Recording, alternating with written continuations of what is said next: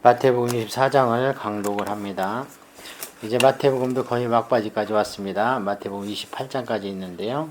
24, 25장은 말세에 일어날 여러가지 일들과 징조, 25장은 말세에 어떻게 하면 우리가 구원을 받을 수 있는가 하는 열처녀 비유라든지, 그 다음에 이 땅의 삶이 다 아니다 하는 상급에 관한 달란트 비유 같은 것이 나오고요.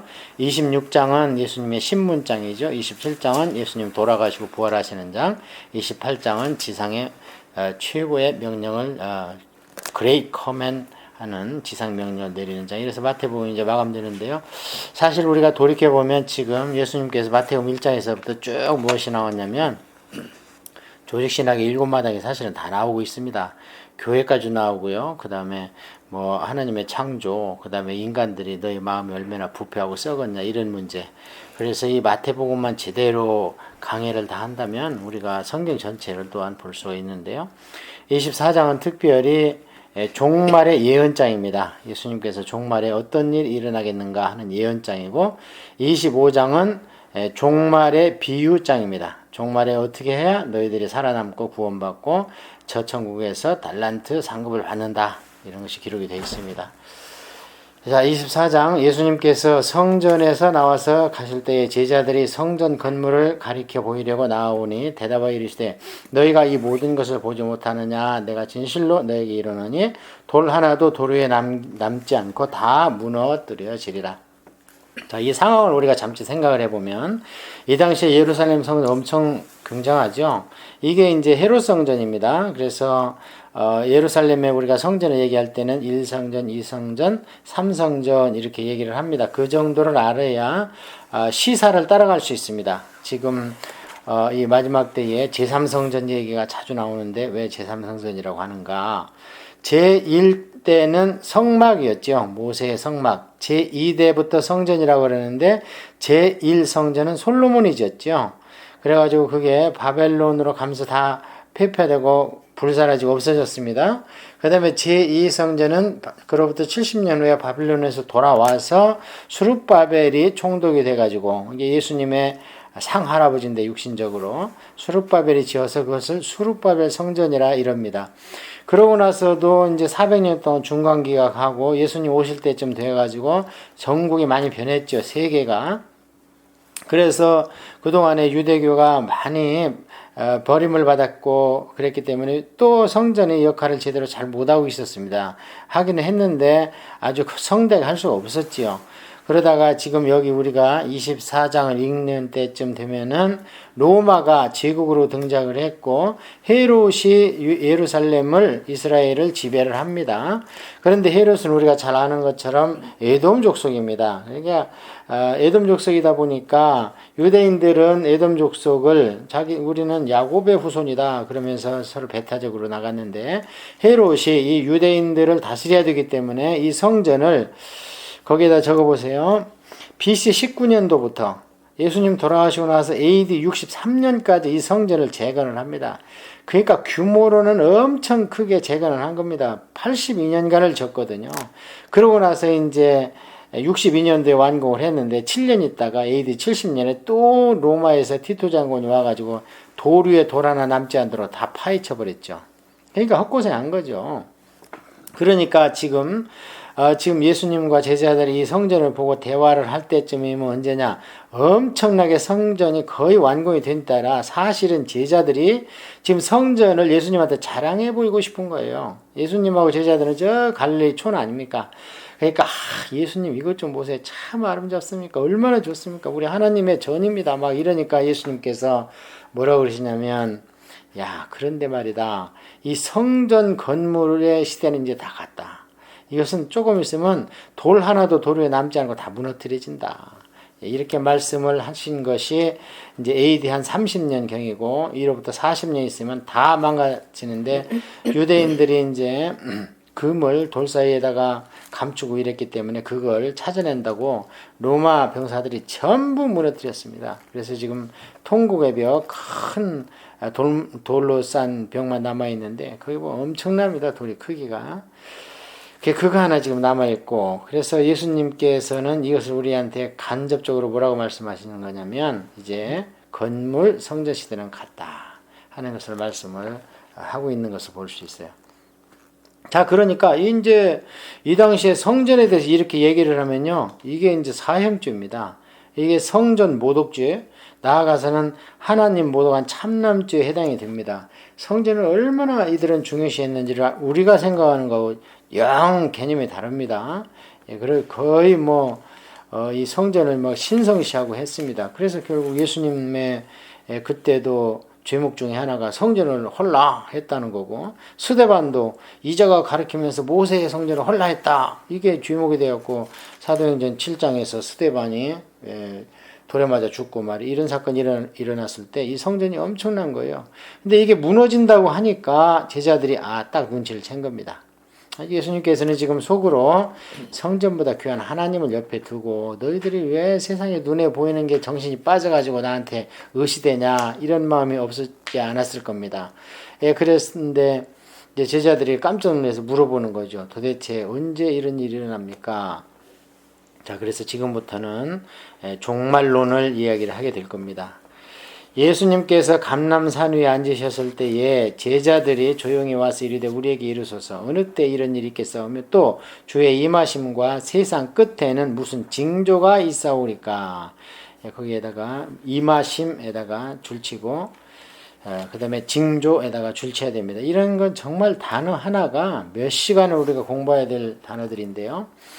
마가복음에 보면 이때 상황에 이제 그 이너서클, 요한, 베드로, 그 다음에 야고보, 이렇게 이제 3명이 12명 중에 안에 있는 또 서클이라고 그래서 이너서클이라고 하는데, 마가복음에 보면 거기에다 이제 안드레까지, 그러니까 형제간을 앉혀놓고 이 얘기를 하는 겁니다. 이게 이제 엄청난 얘기이기 때문에 이 말씀을 할 때 이제 여러 사람이 제자들이 12명이라 하더라도 그 가룟자 같은 가짜도 있으니까 이제 이런 얘기는 정말 수제자들 가운데에서 이제 얘기를 합니다. 자, 거기에서 임하심에다가 파루시아 이렇게 써놓으셔야 됩니다. 이 헬라어 보면은요, 파루시아로 되어 있어요. 파루시아라는 건 뭐냐면 강림한다, 그 뜻입니다. 강림하는 것은 예수님께서 오시되 지상에 있는 사람 볼 수 없이 구름 위에 on the cloud, 구름 위에 오시는 겁니다. 이 강림하실 때에 휴거가 일어나는 겁니다. 그 다음에 세상 끝날 때는 에피파네 이렇게 얘기를 합니다. 에피파네는 뭐냐면 재림이라는 거예요. 원어적으로 보면 눈으로 볼 수 있는 신이다, 이 뜻입니다. 에피파네가. 그래서 이때는 주님이 눈으로 보게 온다, 이렇게 말씀을 하시기 때문에 찌른 자도 볼 것이요 이러지 않습니까? 그럴 때 이때는 에피파네입니다. 그래서 하나님을 우리가 눈으로 볼 수 있기 때문에 다시 말하면 세상의 물질과 3차원의 세계가 광추면이 끝이 난다. 그게 에피파네입니다. 자, 이렇게 해서 이때 이제 그러니까 제자들이 물어본 거는 두 가지를 물어본 거예요. 주의 임하심, 그러니까 파루시아를 물어본 거, 세상 끝, 이 온 세상이 끝났을 때 에피파네는 또 무슨 일이 일어납니까? 이렇게 말씀을 하셨는데, 사실은 제자들이 물어본 것은 지금 예루살렘 이 거룩한 헤롯 성전이 언제 파괴되냐, 이걸 물어봤는데요.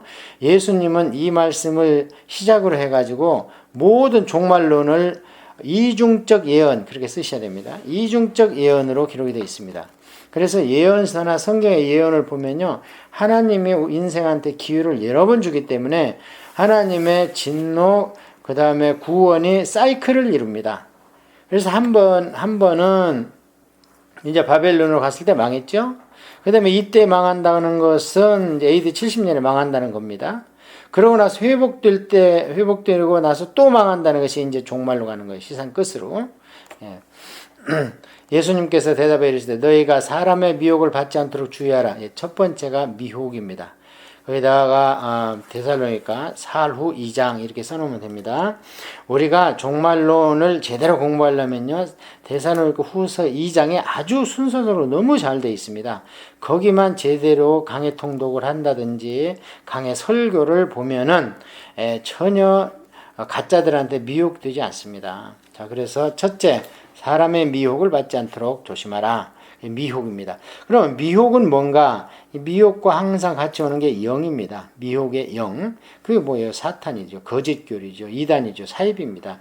그래서 이것을 데살로니가 후서 2장 11절에서는 미혹의 영을 내가 보내겠다 그랬습니다. 예, 그러니까 마지막 때 이단 사이비가 설치고 교회가 그냥 말씀이 희미해지고 희석되고 왜곡되고 뒤틀리고 하는 것은 하나님이 그냥 허용하십니다. 왜냐하면 진짜를 가리기 위해서. 그에 대해서니까 후서 2장 11절에 미혹의 영을 내가 보내겠다 말씀을 하셔서 한번 흔들어 봅니다. 네 믿음이 진짜냐 가짜냐 하고 교회도 흔들어 보고 가정도 흔들어 보고 교리도 막 흔듭니다. 그래서 진짜 벽에만 남아 있을 수 있도록 그런 일이 일어나고, 많은 사람이 내 이름을 와서 이르되 나는 그리스도라 하여 많은 사람들을 미혹하리라. 예, 이 나는 그리스도라가 이 해석이 좀 어렵습니다. 왜냐하면 이게 나는이 지금 많은 사람을 내 이름으로 와서 이르되 나는 그리스도라 했는데, 여기에서 나는 그리스도 할 때 나는을 많은 사람 거짓 선지자로 볼 것인가, 아니면 내 이름으로 와서 내가 그리스도라, 예수님이 그리스도라 이렇게 얘기할 것인가 해서 해석이 분분한데요. 그 이유는 뭐냐면 히브리어나 헬라어는 따옴표가 없습니다. 그러니까 이 나는이 지금 마지막 때에 가짜를 얘기하는 건지 예수님을 지칭해서 하는 얘기인지 잘 모르는데, 어쨌든 첫 번째 경우라면 가짜 예수가 많다는 거예요. 지금 뭐 한국에 46명이라 그러는데 재림 예수 가짜가. 그리고 이제 만약에 후자로 해석한다면 더 무섭습니다. 왜냐하면 예수님을 그리스도로 하면서 딴짓하는 거예요. 그러니까 정통 교회 안에서 딴짓하는 거, 그런 것들이 나와서 사람을 미혹한다는 거예요. 그러니까 편중된 복음으로 많은 사람을 끌어모아서 돈과 건물을 마련해가지고 그 사람들한테 진짜 십자가와 주님의 부활에 대해서는 설교를 거의 안 하는 거예요. 그냥 병 낫고 돈 잘 벌고 교회 다니면 비나이다 하면 네가 형통하리라. 이게 뭐 조엘 오스틴 같은 사람 특별히, 이제 한국에도 있지만 제가 말씀 안 하겠습니다. 한국의 제일 큰 교회입니다. 그렇게 해가지고 많은 사람이 정말 구원교리가 있는지 의심해 볼 수가 있는 거죠. 왜냐하면 구약 때 그랬습니다. 구약 때 대부분이 가짜를 따라갔어요. 그러니까 주님의 종은 가끔 하나씩 나와서 예레미야, 에스겔, 다니엘 이렇게 가끔 하나씩 나와서 외롭게 투정하는 걸 볼 수 있는데, 오늘날은 그럴 염려는 없습니다. 왜냐하면 성경책이 완전하게 있기 때문에 우리가 정신만 바짝 차리고 올바른 신앙생활을 한다면 성경이 있기 때문에 그럴 위험은 전혀 없습니다. 구약 때처럼.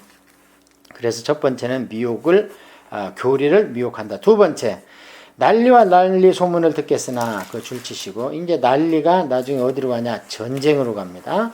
그래서 너희는 삼가 두려워하지 마라. 이런 일이 있어야 돼. 아직 끝은 아니니라. 이거 언제예요?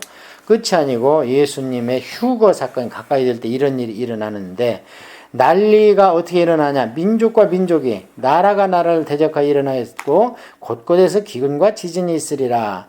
그러니까 전쟁이 날 때요 보면은 보통은 나라 대 나라가 싸웁니다. 그러나 나라 대 나라가 싸우지 않으면 또 어떤 일이 일어나냐면요, 한 나라 안에 여러 민족이 있는 국가가 많죠. 지금 뭐 대한민국도 이제 한 250만 됐다고 그래요, 그제? 근데 뭐 어느 베트남 분 같은 한 40만 정도 된다. 그럼 한 부족이죠, 벌써. 중국은 말할 것도 없고. 그래서 한 나라 안에서 민족 간의 분쟁이 일어난다는 거예요. 지금 그런 일 우리가 많이 볼 수 있습니다. 예수님이 이 말씀할 때는 이게 무슨 말인가? 사람들이 그렇게 얘기했을 겁니다. 왜냐하면 온통 로마 제국 하나고 누가 일어나려고 그러면 로마에서 꾹 눌러버리니까. 그런데 예수님은 예언적 말씀으로 앞으로 그런 일이 일어날 것이다 하는데, 과연 로마 이후로 세계는 그런 일이 많이 일어나고 있습니다. 근데 그것은 뭐 1차제든 2차제든 이런 것은 아직 이건 끝이 아니고 시작에 불과한데, 그런 인재가 일어난, 전쟁은 인재입니다. 인재가 일어난 뒤에 더 무서운 천재, 지변이 일어난다. 그게 뭐냐면 기근과 지진입니다. 그래서 맨 처음에 교회에서 이단이 일어나고, 두 번째 세상이 어수선해서 전쟁이 일어나고, 세 번째 막 행성이 떨어지고 이러면서 기근이 일어나고 막 온도가 올라가고 이러면서 지진이 막 빈도수가 엄청 많아지고 이러면은 이게 뭐냐? 이 모든 것이 재난의 시작이다. 여기까지는 재난입니다. 줄 치십시오. 재난은 아직 멀었습니다. 이 재난은 온 모든 인류한테 함께 옵니다. 정신 차리라고. 그 다음에 오는 게 재난의 형이 뭐냐? 환란입니다. 이 환란은 재난 당한 것도 힘들어 죽겠는데 예수님 믿는다고 환란까지 겹칩니다. 마지막 때. 자, 보겠습니다. 그때 사람들이 너희를 환난에 넘겨주겠으며 그 줄치셔야 됩니다. 이게 재난과 환난, 이게 재난은 환경적 요소고 환난은 종교적 요소일 수 있습니다. 그래서 너희를 죽이리니 너희가 내 이름 때문에 모든 민족의 미움을 받으리라. 이게 종교 통합입니다. 어떻게 이런 일이 있겠는가? 기독교인 너희들이 반대하기 때문에 우리가 동성연애가 온 세상에 못 펴지고 인권이 무시되고 있잖아 하면서 기독교인이라는 것 때문에 지금 멸시받고 손가락질 받지 않습니까? 근데 만약에 그런 나쁜 것들이, 성경적으로 나쁜 것들이 인권이라는 이름 아래 합법화되면, 법으로 제정되면 이제 그때부터는 공권력이 행사됩니다. 그게 무서운 거예요. 지금처럼 뭐 대법원에서 뭐 인정한다, 그 대통령 인자, 그거는 아직 강제력은 없습니다. 그냥 하고 싶은 말 해요, 우리. 그러나 앞으로 법이 제정되면 그런 말을 하면 공권력과 강제력과 동원돼가지고 옥에 가두고 재판받고 예수님 말씀에 의하면 죽여버리기까지 한다는 겁니다. 기독교인을. 이게 뭐냐? 트리뷸레이션. 이게 환난입니다. 그래서 기독교인이 환난은 통과합니다. 성경에서 환난이라는 단어가 나오면 우리를 향하신 말씀이구나. 그렇게 꼭 새겨두십시오. 그 다음에 진노라는 말씀이 나오면 그건 우리는 해당이 안 됩니다. 진노라는 것은 안 믿는 자들을 예수님께서 마지막 심판하시는 것이 진노의 심판입니다. 그래서 요한계시록에 보면 그 진노라는 단어가 막 등장하기 시작을 합니다. 자, 그때 많은 사람이 실족하게 되어 서로 잡아주고 서로 미워하겠으며 거짓 선지자가 많이 일어나 많은 사람을 미혹하겠으며 불법이 성함으로 많은 사람의 사랑이 식어지리라. 이 불법이라는 것이 원어적 의미는 뭐냐면 종교적 불법입니다. 그게 아노미아입니다. 원어로. 아노미아는 세상 법을 어기는 것을 불법이라 하지 않습니다. 성경에서는 하나님 법을 항상 얘기하기 때문에 하나님의 법에 성경에 어긋나는 아노미아 현상이 일어난다는 거예요.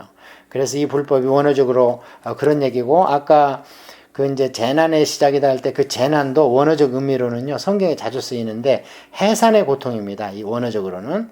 그래서 구약 성경에도 보면 이사야 때 그러잖아요. 히스기야 왕이 내가 해산하고 싶은데 힘이 없다. 그러면 뱃속에 있는 애도 죽고 그 엄마도 죽는 거 아닙니까? 그 얘기가 이제 유비적으로 써 있는데 히스기야 왕이 죽게 생겼으니까 그러면 해산의 고통은 뭐예요? 이스라엘의 회복이 해산하는 거예요. 그런데 힘이 없어서 해산을 못 한다는 것은 히스기야 왕이 국력이 없기 때문에 이스라엘도 죽고 그 안에 있는 왕족의 혈통도 죽는다는 거예요. 여기서도 그런 의미입니다. 재난의 시작이라는 것은 뭐냐면 지구가 고통을 겪는다는 거예요. 지구가. 그런 의미로 헬라 원어적 의미는 쓰여 있는 겁니다. 이 천국 복음이 민족들에게 증언되기 위하여 온 세상에 전파되리니 그제야 끝이 오리라. 그래서 동시적으로 복음은 길에도 계속 뻗쳐나가고 먼저 복음을 닫은 데서는 계속 환난을 당하고 있고 또 세상은 단일 정부와 그 다음에 종교 통합으로 하나가 돼가면서 법적 근거를 마련해가고 이런 것이 동시적으로 이루어진다는 거예요. 지금 그런 때 아닙니까? 한쪽에서는 그런 일이 일어나고 한쪽에서는 그냥 죽기 살기로 선교하시려고 막 하는 분들이 얼마나 많습니까? 하나님은 막 그 불을 집어넣는 그 안에 선교의 불을. 그러니까 앞뒤 안 가리고 지금 선교사들이 엄청 가지 않습니까? 이게 동시적으로 거의 끝이 왔습니다. 그러므로 너희가 선지자 다니엘이 말한 바 멸망에 가증한 것이 거룩한 곳에 선 것을 보거든 읽는 자는 들을진저 깨달을진저. 보거든에다 줄치고 이게 후회해 봅니다. 볼 때마다예요. 그러니까 선지자 다니엘이 얘기한 것이 뭐냐면 다니엘서 보면 멸망에 가증한 것이 거룩한 곳에 선 것을 보거든 했거든요. 근데 이 일이 중간기 때 에피파네스 4세 때 이런 일이 일어났습니다. 그 다음에 지금은 예수님인데 예수님께서 이 말씀을 하시는 거예요. 그러면 이것은 무슨 얘기냐? 아직 안 일어나갔다는 거예요. 중간기 때 거는 1차적으로 다니엘 예언이 성취된 거고, 그 다니엘 예언이 예수님 시대에는 AD 70년에 이제 성취된다는 거예요. 그 다음에 이것이 또 나옵니다, 나중에. 어디에 나오냐면은 요한계시록에 또 나와요. 그러면 요한계시록은 또 예수님 이후에 로마가 AD 70년에 예루살렘을 멸망시킨 뒤에 기록된 게 요한계시록인데 또 미래형으로 나오거든요. 그럼 거기는 뭐예요? 거기는 온 세상의 끝입니다. 이것을 이제 예언 말씀의 이중성이다 그러는 거예요. 왜냐하면 하나님의 원리는 똑같은데 인류의 그 역사가 진행됨에 따라서 적용되면서 수레바퀴 돌듯이 그렇게 돌기 때문에 이제 멸망이 첫 번째는 이스라엘의 멸망, 그 다음에 이제 그 교회가 온 세계에 퍼져 있기 때문에 온 세계의 멸망 이렇게 된다는 겁니다. 그때 유대에 있는 자들은 산으로 도망할지어다. 자, 이것은 이제 예수님이 말씀하시면서 AD 70년, 이로부터 40년 후에 티토 장군이 와서 로마를 멸하거든 그냥 산으로 도망가라. 지붕에 있는 자는 집안에 있는 물건을 가지러 내려가지 말며 밭에 있는 자는 겉옷을 가지러 뒤로 돌이키지 말지어다. 자, 왜 그러냐면 이런 일이 있고 나서 실제로 역사적으로 어떤 일이 있었느냐면요. 티토 장군 아버지가 예루살렘을 정복하러 왔었습니다. 그런데 로마에서 황제 쟁탈권이 일어나서 돌아갑니다. 그러면서 잠시 티토 장군을 예루살렘에 남겨놨어요. 그 아들을. 나중에 이제 두 분 다 로마 황제가 되는데 이러면서 시간이 있었습니다. 조금. 그러니까 여기 예수님 말씀처럼 뭐예요? 도망갈 시간이 있었고 그럴 시간이 말미가 있으니까 그때는 그냥 냅다 도망가라. 그래야 너희가 산다. 그날에는 아이 벤 자들과 젖먹이는 자들의 화가 있으리라. 이 구절 때문에 사도 바울이 뭐라 그랬냐면 결혼 안 하는 게 좋다. 그렇게 얘기를 한 겁니다. 서신서에. 지금 그런 걸 적용하면 안 됩니다. 지금은 그 뒤로 이제 많이 나서 하나님의 군사를 만드는 게 중요하지. 너희가 도망하는 일이 겨울에는 안식일에 되지 않도록 기도하라. 이는 그때 큰 환란이 있겠습니다. 창세로부터 지금까지 이런 환란이 없었고 후에도 없으리라. 이거는 이제 그 AD 70년 이후에 그보다 더한 게 있습니다. 그런데 왜 후에도 없으리라 그러는가? 이게 이제 그 당시에 관용구입니다. 강조할 때 쓰는 문장입니다. 이게 솔로몬 왕도 그랬고 다윗 왕 때도 이런 말이 써 있잖아요. 전에도 없고 후에도 없으리라 이랬는데 실제로 그렇지 않죠. 그러니까 이런 것은 이제 관용구로 해석을 해야 됩니다. 그날들을 감하지 아니하면 모든 육체가 구원을 얻지 못할 것이나 그러나 택하신 자들을 위하여 그날들을 감하시리라. 실제로 우리가 예레미야서 보면 하나님이요 감해 주십니다. 왜냐하면 너무 매를 때리지만 내 새끼들이 죽어나가니 너무 마음이 아프니까 감하시는데 요한계시록에도 이제 이런 말씀이 언뜻 좀 비칩니다.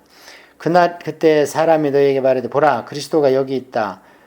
혹은 저기 있다 해도 믿지 마라. 거짓 그리스도들과 거짓 선지자들이 일어나 큰 표적과 기사를 보여 할 수만 있으면 택하신 자들도 미혹하리라.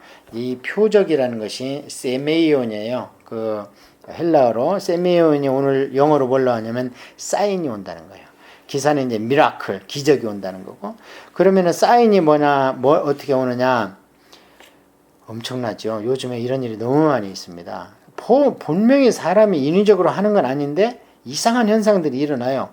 그러니까 분명히 영적인 것이 개입을 했습니다. 그 사람들한테. 그랬는데 그런 것만 보면 모두가 다 그걸 사인으로 알고 그걸로 따라갑니다. 그냥 앞뒤 안 가리고. 가장 중요한 것은 표적과 기사가 아니라 그런 뒤에 보여주는 말씀이 과연 성경적이냐. 그리고 결론이 성경과 성령으로 끝나느냐.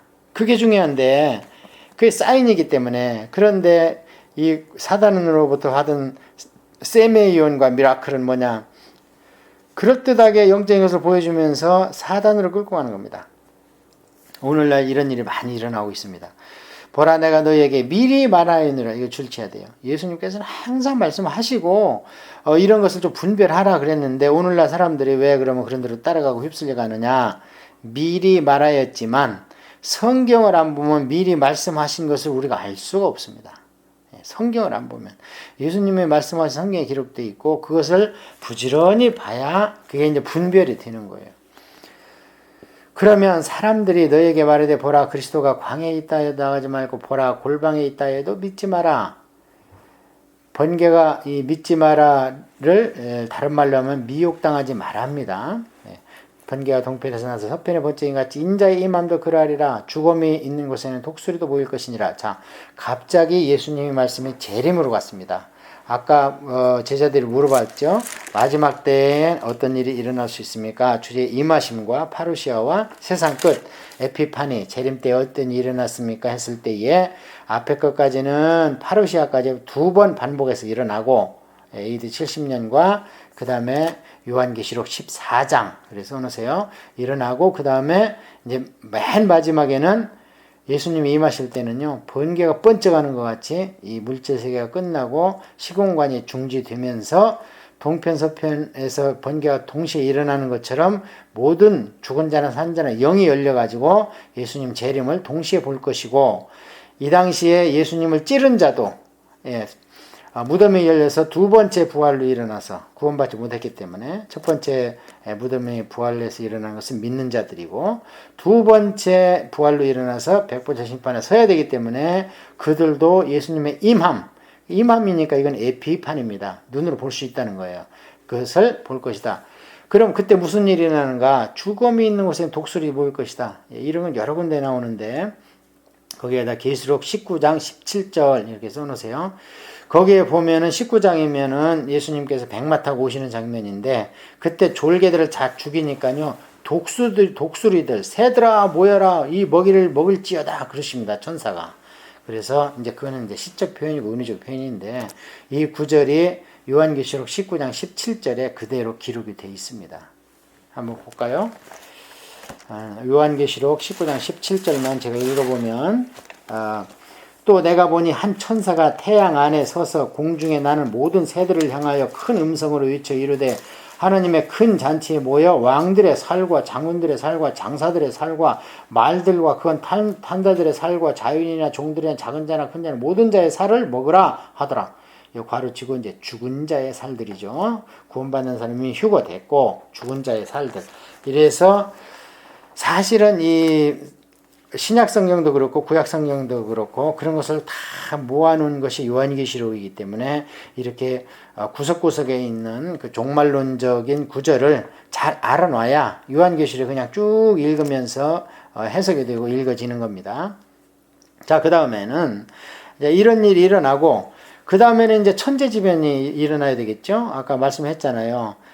다 인재가 끝나면 천재가 일어나는데 그때도 아직 너희들은 휴거가 안 됐다. 자, 그날 환란 중에 즉시 해가 어두워지며 달이 빛을 내지 아니하며 별들이 하늘에서 떨어지며 하늘의 권능들이 흔들리리라. 이거 많이 본 구절이죠. 그게 요한계시록의 6번째 인장에 이대로 기록이 되어 있습니다.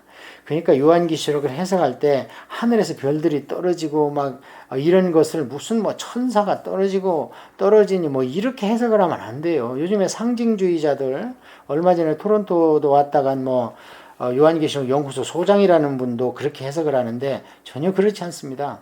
이거 보세요. 별들이 떨어진다고 그러잖아요. 그 6번째 인 때 보면은 익지한 설익은 무화과나무가 떨어지시 우수수 떨어진다는 거예요. 별들이. 그게 행성이죠. 그게. 네, 대부분은 탑니다. 왜냐하면 지구 표면에 10km가 2000도의 뜨거운 열층이 있습니다. 그래서 하나님이 태워버립니다. 웬만한 건. 근데 너무 큰 거는 이제 타다가 덜 타가지고 나오다가 공기의 산소 마찰에 의해서 불이 붙어가지고 쭉 땅에 떨어지는 게 별똥별이고 유성입니다. 우리가 보는. 그러다가 그게 이제 미처 다 안 타기 때문에 땅에 박혀 있으면 이제 우주에서 날라온 돌이라고 이제 그 돈 번다고 그거 찾으러 다니죠, 사람들이. 예, 그런 걸 찾으러 다닐 일이 아니고 그런 걸 보면 성경을 보면서 그냥 깜짝 놀라고 소름이 끼쳐야 됩니다. 하나님이 말씀하신 것이 우리 눈에 보이는구나. 이렇게 의당 그렇게 해야 되는데 성경에 그런 게 있는 것 자체 모르니까, 안 배우니까 세상 사람하고 똑같이 반응하죠. 그런 게 떨어져도. 그때 인자의 징조 하늘에서 보이게 했고 그때 땅의 모든 족속들이 통곡하며 그들이 인자가 구름을 타고 능력과 큰 영광을 오는 것을 보리라. 자, 인자가 구름을 타고 그 줄 주세요. 재림 여수가 수십 명 수백 명 소용없어요. 구름 타고 옵니다. 인제는 어머니 뱃속으로 여인의 잉태 속으로 배를 잉태돼 가지고 오지 않습니다. 초림 예수님이 여인의 뱃속에 잉태돼서 온다고 이사야서에 기록이 되어 있습니다. 그런데 지금 재림 예수님은 어떻게 오느냐? 구름 타고 와야 됩니다. 하늘에서 성인으로 돼가지고. 그러니까 내가 재림 예수다 그러면 너 구름 타고 왔냐 물어봐요. 그래서 구름 타고 오지 않았다 그러면 넌 가짜다. 이거 하나만 뭐 됩니다. 그가 큰 나팔 소리와 함께 천사들을 보내리니 그들이 그의 택하신 자들을 하늘 이 끝에서 저 끝까지 사방에서 모으리라 가르치고 거기다 휴거입니다. 휴거는 어디에 기록되어 있는가? 요한계시록 14장에 확실하게 기록이 되어 있습니다. 거두소서 하니까 큰 낫을 휘둘러서 싹 걷어들입니다. 그게 휴거입니다. 요한계시록 14장이 휴거장입니다. 자, 이렇게 해서 징조와 마지막 때 일어날 일을 이제 공부를 했고요. 자, 그러면 이것이 이제 이 제자들한테는 이런 일들이 자기 생전에 일어난다고 대부분 생각을 했습니다. 그러다 보니까 성경도 예수님 돌아가시고 한 20년, 30년간 기록을 안 했고, 왜냐면 자기들이 오신다고 생각을 했으니까. 그러고 사도 바울까지도 심지어는 초기 서신을 보면 예수님 곧 오실 것 같아서 정신없이 선교하고 다닙니다. 그래서 내가 땅끝까지 가면 되겠다 싶어가지고 막 로마도 막 사형수가 돼가지고 가고 막 이럽니다. 그런데 이제 시간이 가다 보니까 그게 아니구나 하는 것을 깨닫습니다. 깨달으면서 기록한 게 뭐냐, 이 32절입니다. 2절 이하가 뭐냐, 무화과나무, 우리가 잘 아는 무화과나무가 이제 순이 나고 가지가 피면 그 세대가 가기 전에 내가 온다 했던 그 구절인데, 이런 것들은 예수님 제자 시대에, 사도 시대에 재림신앙이 있었다면 기록을 안 했겠죠. 근데 예수님은 이것을 설교를 하셨습니다. 근데 제자들은 이런 설교는 그냥 벌로 듣고 있다가 나중에 돌아가실 때 되니까 아이고 그런 설교 했다는 게 이제 생각나는구나. 그러니까 이런 재림의 징조나 이런 현상들이 우리 대에 끝나는 것이 아니구나 하는 것을 이제 반뜩 깨닫고 이런 구절을 삽입을 합니다. 자, 무화과나무의 비유를 배우르라. 그 가지가 연하해지고 잎사귀를 내면 여름이 가까운 줄을 아나니. 거기에다가 무화과나무 해놓고, 이게 누가복음에는 사실은 모든 나무와 무화과나무 이렇게 기록이 되어 있습니다. 그러니까 너무 이스라엘의 회복만 가지고 초점을 맞출 게 아니고, 또 모든 나무는 뭐냐? 무화과나무가 이스라엘이면 모든 나무는 다른 이방 열국이죠.